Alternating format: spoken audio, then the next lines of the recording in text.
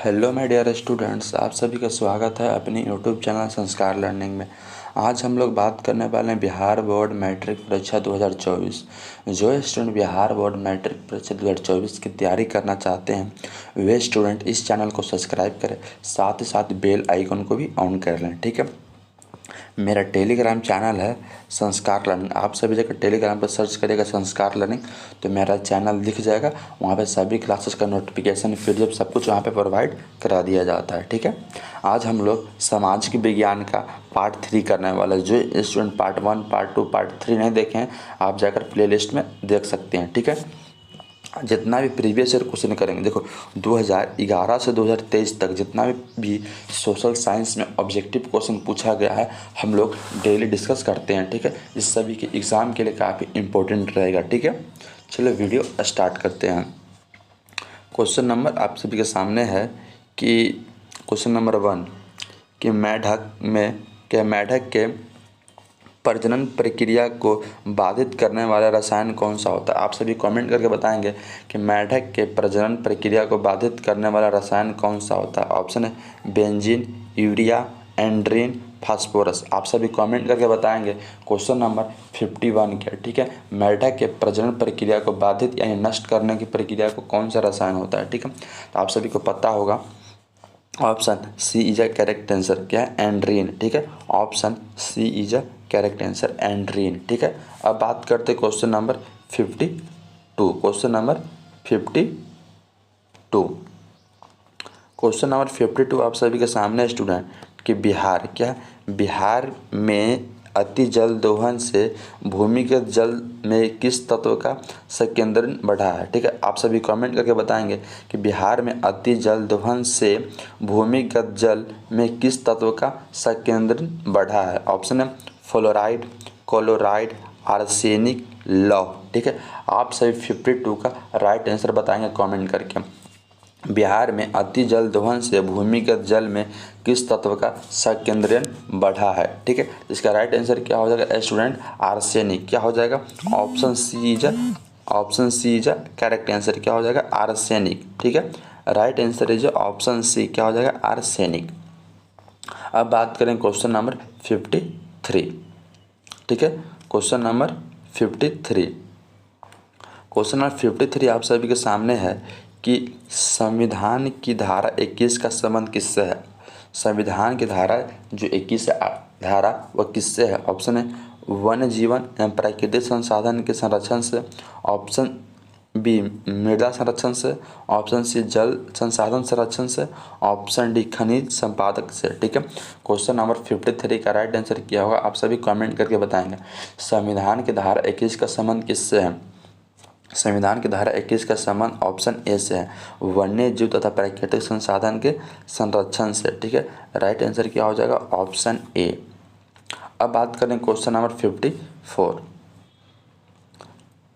Question number 54 आप सभी के सामने है कि बिहार के कितने प्रतिशत भौगोलिक क्षेत्रों में वन का फैलाव है। ठीक है, क्वेश्चन नंबर 54 आप सभी के सामने है कि बिहार के कितने प्रतिशत भौगोलिक क्षेत्रों में वन का फैलाव है। ठीक है, ऑप्शन है 15, option B 20, option C 10, option D 7। ठीक है, जिसका कमेंट करके बताएंगे इसका राइट आंसर क्या होगा। बिहार में भौगोलिक क्षेत्रों का फैलाव कितना? 7%। ठीक है, option D is a correct answer. Option D is a correct answer 7%। ठीक है, अब बात करते हैं क्वेश्चन नंबर 55। क्वेश्चन नंबर 55 आप सभी के सामने है कि एल्युमिनियम बनाने के लिए किस खनिज की आवश्यकता पड़ती है। आप सभी कमेंट करके बताएंगे कि एल्युमिनियम बनाने के लिए किस खनिज की आवश्यकता पड़ती है। ऑप्शन है मैग्नीज, टीन, लोहा, बॉक्साइट। देखो एल्युमिनियम बनाने के लिए हम लोग को बॉक्साइट की आवश्यकता पड़ता है। किसका? Bauxite. Option D is a correct answer. क्या हो जाएगा? बॉक्साइट। अब बात करते हैं क्वेश्चन नंबर 56। क्वेश्चन नंबर 56 आप सभी के सामने है कि भारत के किस राज्य में सौर ऊर्जा के विकास की सर्वाधिक संभावना है। ठीक है, आप सभी कमेंट करके बताएंगे कि 56 का राइट आंसर क्या होगा। भारत की किस राज्य में सौर ऊर्जा के विकास की सर्वाधिक संभावना है। ऑप्शन है असम में, ऑप्शन बी अरुणाचल प्रदेश में, ऑप्शन सी राजस्थान में, ऑप्शन डी मेघालय में। क्वेश्चन नंबर 56 का राइट आंसर क्या होगा आप सभी कमेंट करके बताएंगे। भारत के किस राज्य में सौर ऊर्जा के विकास की सर्वाधिक संभावना है? तो आपको पता होगा कि राजस्थान में सोलर पैनल का उपयोग बहुत ज़्यादा होता है। ठीक है, option C is correct answer. ठीक है, अब बात करते हैं क्वेश्चन नंबर 57। क्वेश्चन नंबर 57 आप सभी के सामने स्टूडेंट कि निम्नलिखित में कौन सा छोटे पैमाना का उद्योग है? ठीक है, आप कमेंट करके बताएंगे कि निम्नलिखित में कौन है जो छोटे पैमाने का उद्योग है। ऑप्शन है चीनी उद्योग, ऑप्शन बी कागज उद्योग, ऑप्शन सी खिलौना उद्योग, ऑप्शन डी विद्युत उपकरण उद्योग। निम्नलिखित में से कौन है जो छोटे पैमाने का उद्योग है? आप सभी को पता होगा कि छोटा उद्योग क्या होता है, खिलौना उद्योग। ठीक है, वो घर में बन जाता है इस तरीके से। Option C is correct answer. ठीक है, अब बात करते हैं क्वेश्चन नंबर 58। क्वेश्चन नंबर 58 आप सभी के सामने है कि देश में कितने विशेष आर्थिक क्षेत्र विकसित हैं? आप सभी कमेंट करके बताएंगे देश में कितने विशेष आर्थिक क्षेत्र विकसित हैं। ऑप्शन है 10, option B 7, option C 15, option D 5। ठीक है, क्वेश्चन नंबर 58 का राइट आंसर क्या होगा आप सभी कमेंट करके बताएंगे। भारत देश में कितने विशेष आर्थिक क्षेत्र से विकसित हैं? कितने? 10। कितना हो जाएगा? Option A is a correct answer 10। ठीक है, अब बात करते हैं क्वेश्चन नंबर 59। क्वेश्चन नंबर 59 आप सभी के सामने है कि बिहार की सीमा के रेल मार्ग की कुल लंबाई कितनी है? ठीक है, क्वेश्चन नंबर 59 कहता है कि बिहार की सीमा में रेल मार्ग की लंबाई कितनी है? जो भारत में रेलगाड़ी की पटरी बिछा हुआ है उसकी लंबाई कितना है? ठीक है, ऑप्शन है 6283 kilometre, option D 5283 kilometre, option C 7283 kilometre, option D 8500 kilometre. ठीक है, तो आप सभी कमेंट करके बताएंगे इसका राइट आंसर क्या होगा। देखो बिहार में जो पटरी बिछा हुआ है वो कितना बिछा हुआ है? 6283 किलोमीटर बिछा हुआ है। ठीक है, option A is correct answer. क्या हो जाएगा? Option A is correct answer. अब बात करते हैं क्वेश्चन नंबर 60। क्वेश्चन नंबर 60 आप सभी के सामने है कि तल चिन्ह की सहायता से किसी स्थान का मापी गई गहराई या ऊंचाई को कहा जाता है। आप सभी कमेंट करके बताएंगे तल चिन्ह से सतह की किसी स्थान की मापी गई ऊंचाई को क्या कहते हैं? ठीक है, इसका राइट आंसर क्या हो जाएगा? ऑप्शन है स्थानीय ऊंचाई, विशेष ऊंचाई, समुच्चय रेखा, ऑप्शन डी त्रिकोणमितीय स्टेशन। देखो ऑप्शन डी गलत है और ए भी गलत है। देखो तल चिन्ह की सहायता से किसी स्थान से ऊंचाई को क्या कहा जाता है? स्थानीय ऊंचाई कहा जाता है। क्या कहा जाता है? Option A is correct answer. क्या कहा जाता है? स्थानीय ऊंचाई। ठीक है, option A is right answer. ठीक है, अब बात करें क्वेश्चन नंबर 61।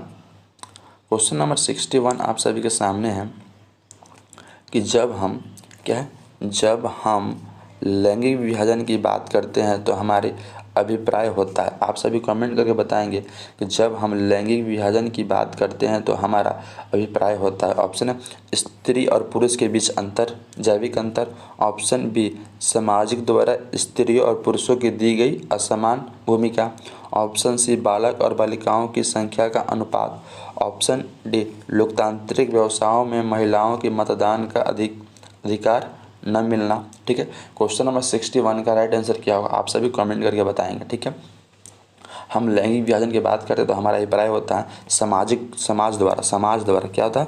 समाज द्वारा स्त्री और पुरुषों में असमान भूमिका। ठीक है, तो राइट आंसर क्या हो जाएगा? Option B. क्या हो जाएगा? अगर आपसे पूछे कि लैंगिक विभाजन कौन करता है? समाज ही करता है स्त्री और पुरुष में दी गई असमान भूमिका के कारण। ठीक है, तो option B is correct answer. ठीक है, अब बात करते हैं क्वेश्चन नंबर 62। क्वेश्चन नंबर 62 आप सभी के सामने है कि भारतीय संविधान के बारे में इनमें से कौन सा कथन सत्य है? ठीक है, आप कमेंट करके बताएं कि भारतीय संविधान के अनुसार या इसके बारे में कौन सा कथन सत्य है। ठीक है, ऑप्शन ए या धर्म के आधार पर भेदभाव की मान्य करता है, ऑप्शन बी एक धर्म में राजकीय धर्म बनाता है। ऑप्शन सी, लोगों को कोई भी धर्म मानने की आज़ादी नहीं है। ऑप्शन डी, महिलाओं को मतदान का अधिकार का अभाव। देखो इसका राइट आंसर क्या होगा आप सभी कमेंट करके बताएंगे, ठीक है। 62 का राइट आंसर क्या होगा। देखो ये तो गलत है, महिलाएं भी वोट देती है, ठीक है। यहाँ धर्म आधार पर भेदभाव मान्यत है, ठीक है। तो इसका राइट आंसर क्या होगा, ऑप्शन ए, धर्म के आधार पर हम लोग भेदभाव करते हैं, ठीक है। Option A is correct answer. 62 का करेक्ट आंसर क्या हो जाएगा, ऑप्शन ए, ठीक है। बाकी सभी ऑप्शन यहाँ पे गलत हैं, ठीक है। अब बात करते हैं क्वेश्चन नंबर 63। क्वेश्चन नंबर 63 आप सभी के सामने है कि सत्य की साझेदारी सही है क्यों। आप सभी कमेंट करके बताएंगे सत्य में साझेदारी सही है क्यों। ऑप्शन ए है यह विधाता को अपने से में समेट लेती है। ऑप्शन बी, देश की एकता को कमज़ोर करती है।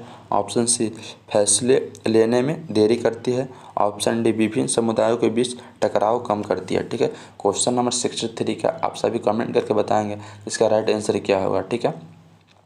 सत्य में समझदारी सही है क्यों, ठीक है। तो इसका राइट आंसर क्या होगा, विभिन्न समुदायों के बीच टकराव की कमी, विभिन्न समुदायों के बीच टकराव की कमी के सत्य की समझदारी सही है, ठीक है। अब बात करते हैं question number 64।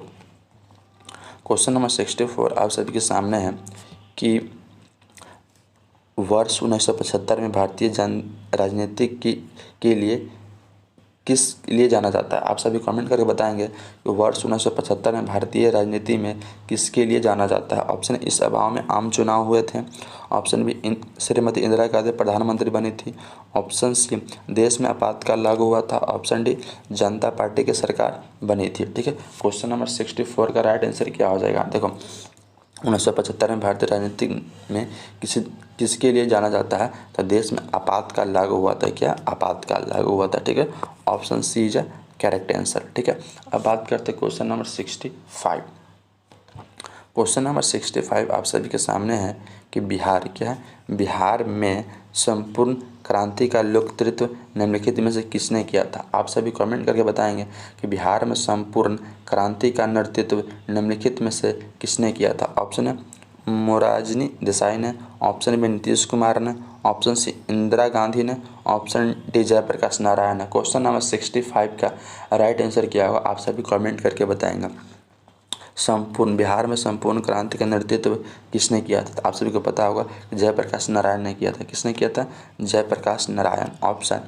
Option D is correct answer, ठीक है। अब बात करते हैं क्वेश्चन नंबर 66। क्वेश्चन नंबर 66 आप सभी के सामने है कि नर्मदा घाटी परियोजना किन राज्यों से संबंधित है। आप सभी कमेंट करके बताएंगे कि नर्मदा घाटी परियोजना किन राज्यों से संबंधित है। ऑप्शन है Bihar, Uttar Pradesh, Madhya Pradesh. Option B, Tamil Nadu, Kerala, Karnataka. Option C, Paschim Bengal, Uttar Pradesh, Punjab. Option D, Gujarat, Maharashtra, Madhya Pradesh, ठीक है। क्वेश्चन नंबर 66 का राइट आंसर क्या होगा। देखो नर्मदा घाटी परियोजना कहाँ है, गुजरात, महाराष्ट्र और मध्य प्रदेश में। Option D is correct answer क्या हो जाएगा, गुजरात, महाराष्ट्र और Madhya Pradesh. Option D is correct answer, ठीक है। अब बात करते हैं क्वेश्चन नंबर 67। क्वेश्चन नंबर 67 आप सभी के सामने है कि निम्नलिखित में से किस लोकतंत्र का प्राण माना जाता है। आप सभी कमेंट करके बताएंगे क्वेश्चन नंबर 67 का कि राइट आंसर क्या होगा। निम्नलिखित में से किस लोकतंत्र का प्राण माना जाता है, ठीक है। तो इसका राइट आंसर क्या होगा आप सभी कमेंट करके बताएंगे, ठीक है। निम्नलिखित में से किस लोकतंत्र का प्राण माना जाता है। ऑप्शन सरकार, न्यायपालिका, उपराष्ट्रपति पर। ऑप्शन डी, राजनीतिक दल पर। क्वेश्चन नंबर 67 का राइट आंसर क्या हो जाएगा, राजनीतिक दल पर, ठीक है। Option D is correct answer क्या हो जाएगा, राजनीतिक दल पे। अब बात करते हैं क्वेश्चन नंबर 68। क्वेश्चन नंबर 68 आप सभी के सामने है कि दल बदल कानून निम्नलिखित में से किस पर लागू होता है। आप सभी कमेंट करके बताएं हमें कि दल बदल कानून निम्नलिखित में से किस पर लागू होता है। ऑप्शन है सांसदों एवं विधायकों पर। ऑप्शन बी, राष्ट्रपति पर। ऑप्शन सी, संविधान पर। ऑप्शन डी, इनमें सभी पर। क्वेश्चन नंबर 68 का राइट आंसर क्या होगा आप सभी कमेंट करके बताएंगे। दल बदल कानून निम्नलिखित में से किस पर लागू होता है। तो आपको पता होगा संसद और विधायकों पर लागू होता है। किस पर लागू होता है, संसदों और विधायकों पर लागू होता है। अब बात करते हैं क्वेश्चन नंबर 69। क्वेश्चन नंबर 69 आप सभी के सामने है कि जनता दल क्या है, जनता दल यूनाइटेड पार्टी गठन कब हुआ था। आप सभी कमेंट करके बताएंगे कि जनता दल का गठन कब हुआ था। ठीक है, ऑप्शन है 1992 में, ऑप्शन बी 1999 में, ऑप्शन सी 2003 में, ऑप्शन डी 2004 में। ठीक है, क्वेश्चन नंबर 69 का राइट आंसर क्या होगा, इसका राइट आंसर हो जाएगा option B is a correct answer. 1999 में हुआ था। कब हुआ था, 1999 में। अब बात करते हैं क्वेश्चन नंबर 70। ठीक है, क्वेश्चन नंबर 70, क्वेश्चन नंबर 70 आप सभी के सामने है कि निम्नलिखित में से कौन अर्थव्यवस्था के प्राथमिक क्षेत्र में शामिल है। आप सभी कमेंट करके बताएंगे कि निम्नलिखित में से कौन सा अर्थव्यवस्था के प्राथमिक क्षेत्र में शामिल है। ऑप्शन है सेवा क्षेत्र, कृषि क्षेत्र, औद्योगिक क्षेत्र, इनमें से कोई नहीं। ठीक है, क्वेश्चन नंबर 70 का राइट आंसर क्या होगा, आप सभी कमेंट करके जरूर बताएं हमें। ठीक है, निम्नलिखित में से कौन सा व्यवस्था प्राथमिक क्षेत्र में सम्मिलित है। ठीक है, तो इसका राइट आंसर क्या हो जाएगा, कृषि क्षेत्र। ऑप्शन क्या है, कृषि क्षेत्र। ठीक है, option A is B is right answer क्या हो जाएगा, option B is right answer.